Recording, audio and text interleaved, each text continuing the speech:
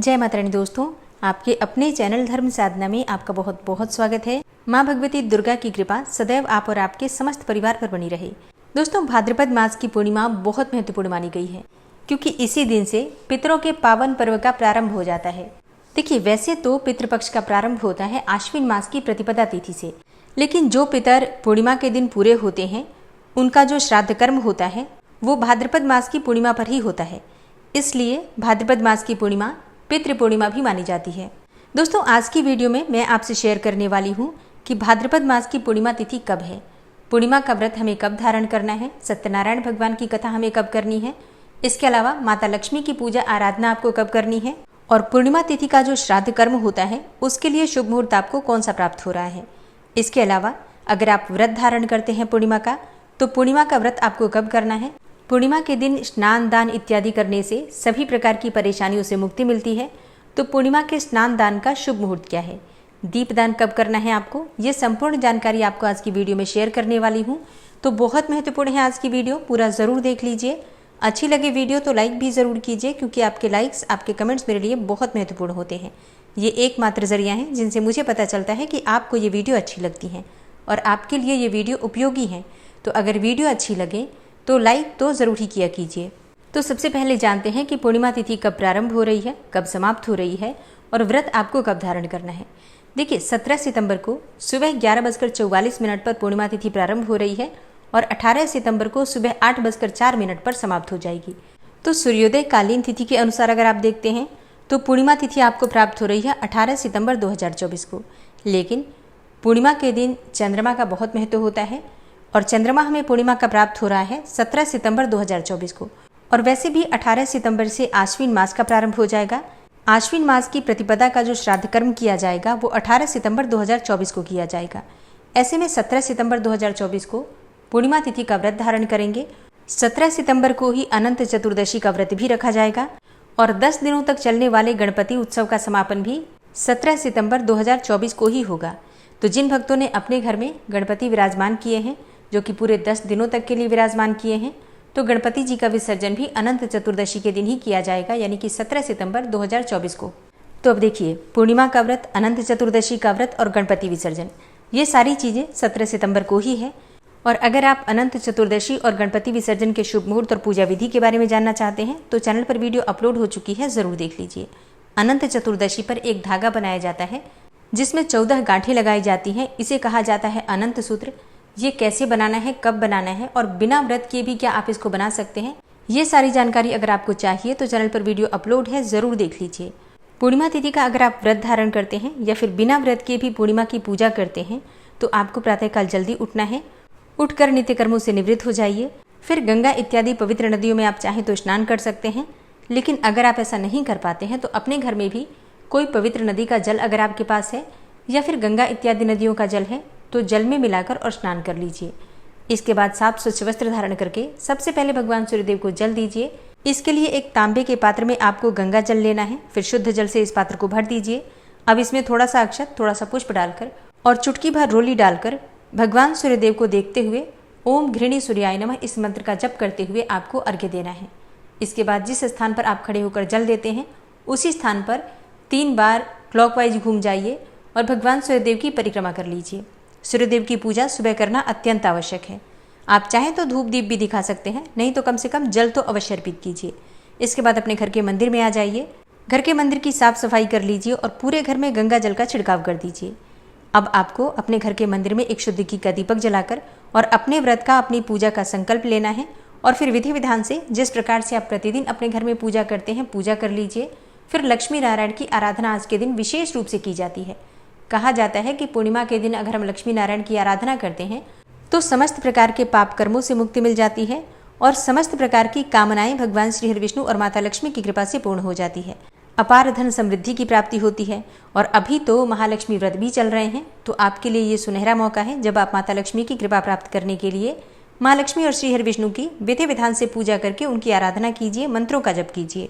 भगवान श्री हरि विष्णु का अगर विग्रह है आपके पास, माता लक्ष्मी का कोई विग्रह है, तो आप उनका अभिषेक कर सकते हैं पंचामृत से, कच्चे दूध से या फिर शुद्ध जल से, गंगा जल से। इसके बाद वस्त्र अर्पित कीजिए भगवान श्री हरि विष्णु को पीले रंग का और माता लक्ष्मी को लाल रंग का। फिर धूप, दीप, अक्षत पुष्प इत्यादि सभी चीज़ें अर्पित करके विधि विधान से उनकी पूजा कर लीजिए। भोग में आप चाहे तो फलों का भोग लगा सकते हैं, मिठाइयों का भोग लगा सकते हैं, या फिर गुड़, बताशा, शक्कर जो भी आपके पास उपलब्ध है भगवान श्री हरिविष्णु और माता लक्ष्मी को भोग स्वरूप में अर्पित कीजिए। फिर वहीं बैठकर भगवान श्री हरिविष्णु के मंत्रों का जप कीजिए। विष्णु सहस्त्रनाम का पाठ आप कर सकते हैं, गजेंद्र मोक्ष का पाठ कर सकते हैं, नारायण कवच का पाठ कर सकते हैं। अपनी इच्छा के अनुसार किसी भी मंत्र का, किसी भी स्तोत्र का पाठ कर सकते हैं। सुबह की पूजा पूर्ण करने के बाद आप आरती कर लीजिए, क्षमा प्रार्थना कर लीजिए। अब अगर आप व्रत धारण करते हैं तो दिन में आप फलाहार कर सकते हैं, जलाहार कर सकते हैं। फिर शाम के समय विधि विधान से भगवान श्री हरिविष्णु की आराधना जरूर करनी चाहिए। अगर संभव हो तो शाम के समय खीर बना लीजिए, या फिर सफ़ेद मिठाई, दूध से बनी हुई मिठाइयों का प्रयोग भी कर सकते हैं। शाम के समय शुद्ध घी का दीपक माता लक्ष्मी और श्री हरिविष्णु के समक्ष प्रज्वलित करके और भगवान श्री हरिविष्णु के मंत्र और माता लक्ष्मी के मंत्रों का यथासंभव जप कीजिए।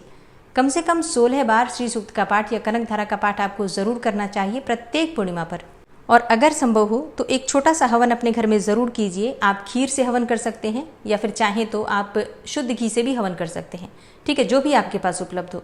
लेकिन माता लक्ष्मी के मंत्रों के द्वारा अगर आप पूर्णिमा तिथि पर हवन करते हैं तो विशेष रूप से माता लक्ष्मी की कृपा आपको प्राप्त होती है, स्थिर लक्ष्मी का वास आपके घर में होता है, अखंड लक्ष्मी की प्राप्ति होती है। पूर्णिमा तिथि है तो अपने घर के मुख्य द्वार पर आपको दीपदान जरूर करना है। इसके अलावा घर के आसपास कोई मंदिर है तो वहां भी दीपदान कर सकते हैं।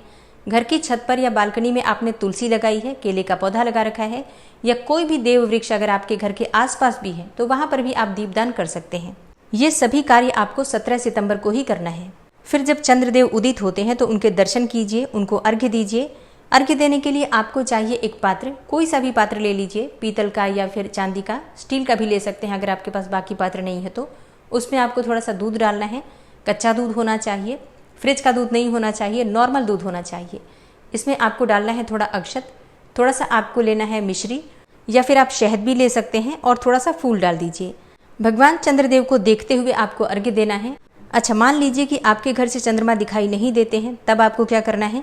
तब आप एक पात्र ले लीजिए, कोई सा भी पात्र, एक प्लेट ले सकते हैं, थाली ले सकते हैं, और उसमें आप चंद्रमा की आकृति बना लीजिए, या फिर चंद्रमा का मंत्र लिख दीजिए, ओम सोम सोमाय नमः, या फिर ओम चंद्रमसे नमः। इस मंत्र को लिख दीजिए और उसी पात्र में आप अर्घ्य दे सकते हैं, ठीक है। और बाद में ये जो जल है, मतलब जिससे आपने चंद्रमा को अर्घ्य दिया है, ये किसी गमले में डाल दीजिए। अच्छा, चंद्रमा को अर्घ्य सभी को देना है, आप चाहे व्रत करते हैं या नहीं करते हैं। पूर्णिमा के दिन चंद्रमा को अर्घ्य देना अत्यंत आवश्यक है। मात्र पूर्णिमा के दिन भी अगर आप चंद्रमा को अर्घ्य देते हैं, उनके दर्शन करते हैं, तो इतने मात्र से ही आपकी बहुत सारी परेशानियों से आपको मुक्ति मिल जाती है।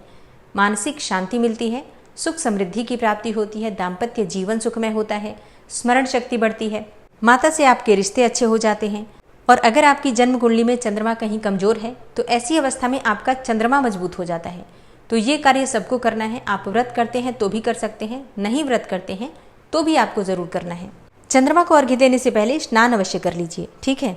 और पूर्णिमा के दिन शुद्ध और सात्विक भोजन लीजिए, पूजा पाठ कीजिए, मंत्रों का जप कीजिए, तो बिना व्रत किए भी आपको पूर्णिमा व्रत का लाभ मिल जाता है। और जिन भक्तों ने व्रत धारण कर रखा है, शाम को चंद्रमा को अर्घ्य देने के बाद माता लक्ष्मी की आराधना करने के बाद आप अपना व्रत खोल सकते हैं। इसके लिए माता लक्ष्मी को जो आप भोग अर्पित करते हैं, खीर या फिर हलवा या पंजीरी, जो भी आपने भोग में लगाया है, उसी से आप अपना व्रत खोल सकते हैं। इसके साथ आप चाहें तो मीठा भोजन भी कर सकते हैं। और अगर आप अपने घर में सत्यनारायण भगवान की कथा करवाते हैं ब्राह्मण से, या फिर स्वयं भी करते हैं, तो आपको कब करना है? 17 सितंबर 2024 को सत्यनारायण भगवान की कथा की जाएगी। कथा का पाठ आप सुबह भी कर सकते हैं, चाहे तो शाम को भी कर सकते हैं अगर आप स्वयं करते हैं तो। और अगर आप ब्राह्मण को बुलाकर पाठ करवा रहे हैं, तब तो ब्राह्मण देवता जब भी उनके पास समय होगा आकर कर ही देंगे। शुभ मुहूर्त फिर वही बताएंगे, ठीक है। अब बात करें पूर्णिमा तिथि के स्नान दान के बारे में, तो देखिए, पूर्णिमा का स्नान सूर्योदय कालीन तिथि में किया जाता है। इस आधार पर 18 सितंबर 2024 को पूर्णिमा तिथि का स्नान किया जाएगा और दान दिया जाएगा। तो 18 सितंबर को ब्रह्म मुहूर्त का समय रहेगा, सुबह 4:30 से सुबह 5:20 तक। ये ब्रह्म मुहूर्त का समय है। इस समय में आप स्नान कर सकते हैं, पूजा कर सकते हैं। आप चाहें तो ब्रह्म मुहूर्त में दान भी कर सकते हैं, लेकिन अगर आप दान ब्रह्म मुहूर्त में नहीं भी कर पाते हैं तो 8 बजे से पहले जरूर कर लीजिए। पूर्णिमा का दान आप दोनों दिन में किसी भी दिन कर सकते हैं। 17 सितंबर को भी पूर्णिमा का दान कर सकते हैं और 18 सितंबर को भी 8 बजे से पहले कर सकते हैं, ठीक है। तो एक बार अच्छे से समझ लीजिए, 17 सितंबर को पूर्णिमा का व्रत करेंगे, अनंत चतुर्दशी का व्रत करेंगे, इसके अलावा गणपति का विसर्जन होगा। भगवान सत्यनारायण की कथा भी 17 सितंबर को ही की जाएगी। 18 सितंबर को स्नान दान की पूर्णिमा है। और पितरों का जो तर्पण होता है, पूर्णिमा का तर्पण, तो पितृ तर्पण पूर्णिमा का जो है वो 17 सितंबर को करेंगे दोपहर के बाद। क्योंकि तर्पण तो दोपहर में ही किया जाता है और दोपहर में पूर्णिमा हमें प्राप्त हो रही है 17 सितंबर 2024 को। पितृपक्ष में आपको क्या करना चाहिए, क्या नहीं करना चाहिए, पितृपक्ष के नियम क्या होंगे, किस दिन पितरों का तर्पण करना है, कौन कौन सी तिथियां आपको प्राप्त हो रही हैं, इसकी जानकारी आपको आने वाली वीडियो में मिलेंगी। तो चैनल से जुड़े रहिए। इसके अलावा भी अगर आपका कोई प्रश्न हो तो कमेंट बॉक्स में आप लिख सकते हैं। मिलती हूँ मैं आपसे अगली वीडियो में, तब तक के लिए जय श्री राधे।